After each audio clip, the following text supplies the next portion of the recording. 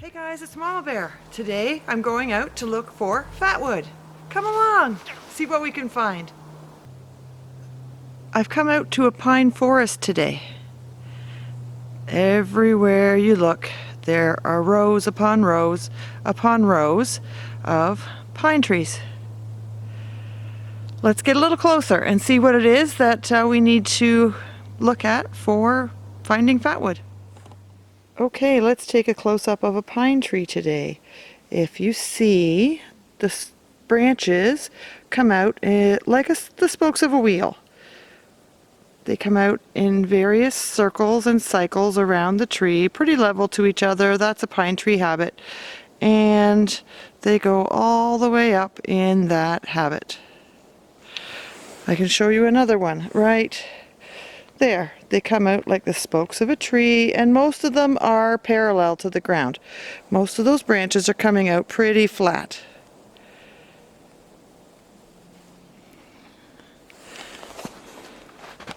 Try it from another angle. So those branches are coming out perpendicular, level with the ground. Most of them are pretty flat. And they're not going to have much resin built up in them or held back in them. However, see that one right there?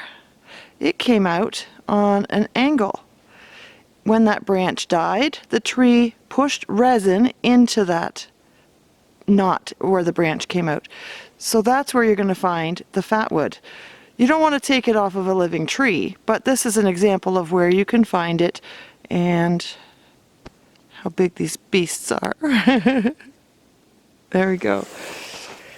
So look around the forest and you'll see most of these branches are pretty level. I have to find a dead pine in order to show you where the fatwood is. I'm not going to cut into a live tree. Why might you want fatwood? What's wrong with birch bark or milkweed fluff or dead grass? Nothing's wrong with them. They all work just fine. But look at where I am today. There is no birch bark to be seen.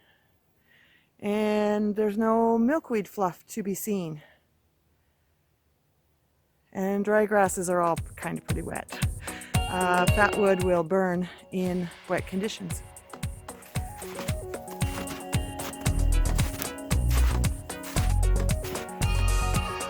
It's so lovely out here today.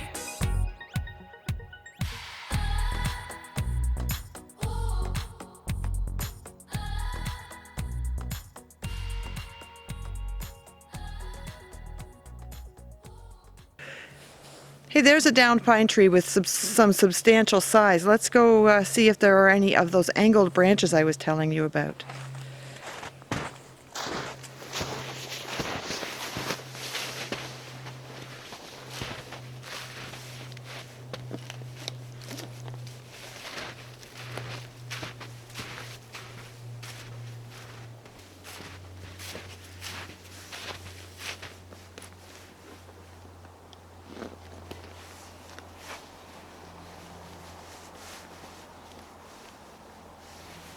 Come on in for a closer look.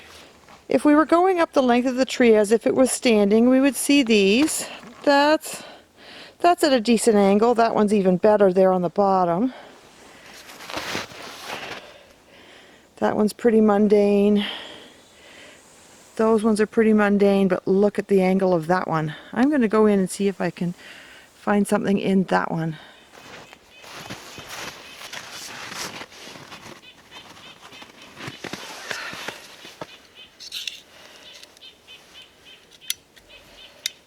Okay, just a cheap Coghlan saw. And I want to go in here and check out this angle. It's a lot, you'll be able to see this is crumbling. There will be parts that are not crumbling. Those are the parts that'll have fatwood if there's any in there. So I'm actually going to go from this angle.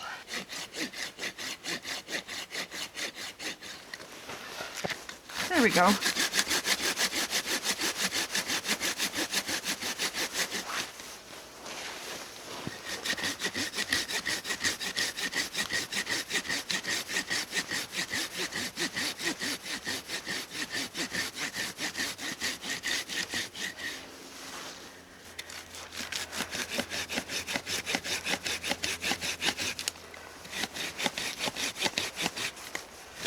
My blade is bending. I think I need a new saw.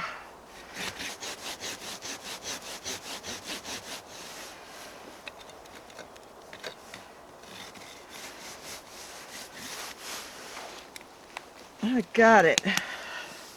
Have a look at that there. That's not just wet.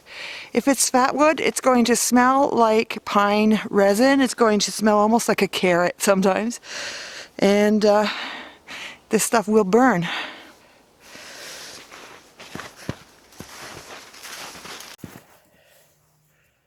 So I just found this pine tree with this great angle aimed out of it, and then there's another one that's got quite a great angle, and it goes up and up and up, and I thought, wow, oh, there's another one with a great angle. Wouldn't that be great when this tree dies to have all that fat wood? Well, guess what? This tree is dead. There's no top on it. I can take that branch right there and not hurt the tree because it's already dead. I sound way too excited for that. Let's give this one a whirl too.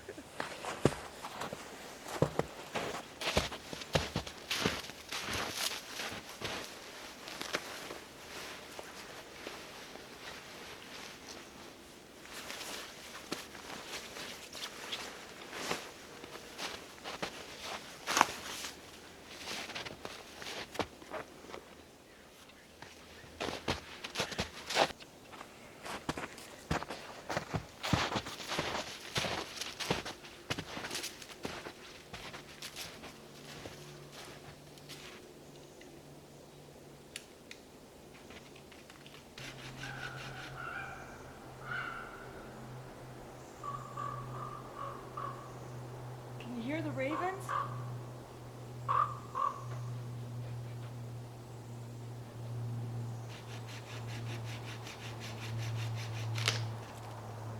Oh yeah, that's awesome. Amazing, it smells great.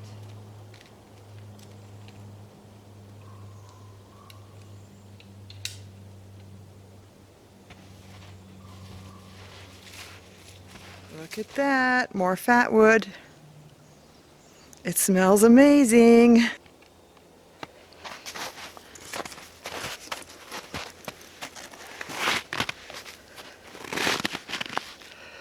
Here I have these two pieces of fat wood. Let's see what I can do. One is substantially thicker than the other one, but they both have fat wood. They'll both burn. Just going to baton that down.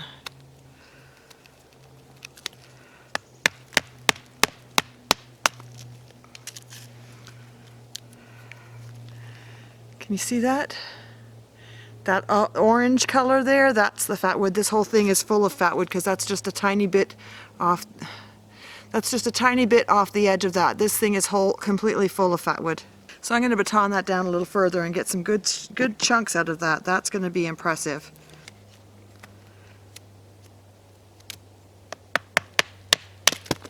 Oh, look at that. Perfect. Oh, it smells good.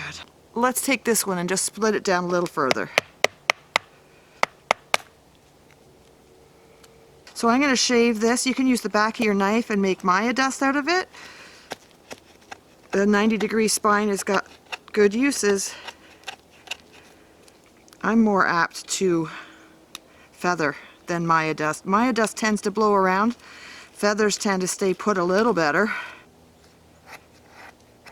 It almost feels like you were taking your knife to a wax crayon. It's so smooth. You can feel the resins in there. Let's see if I can get this.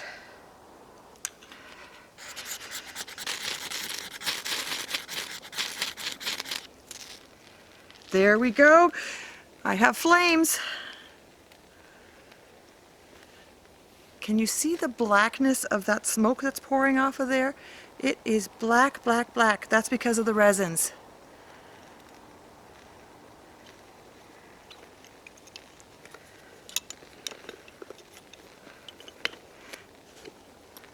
That's enough. I don't need to set the forest on fire. So as you can see, that is sitting on a log covered in snow. So that is definitely working in wet conditions. That's muddy. and it worked just fine. Make sure it's all out.